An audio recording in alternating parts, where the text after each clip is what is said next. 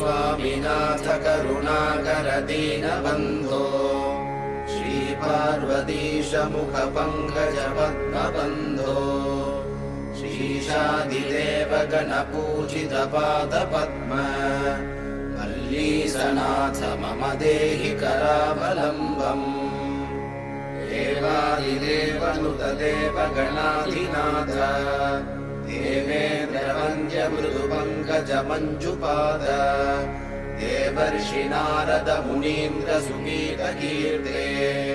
वल्लीसनाथ मम देहि करावलम्बम्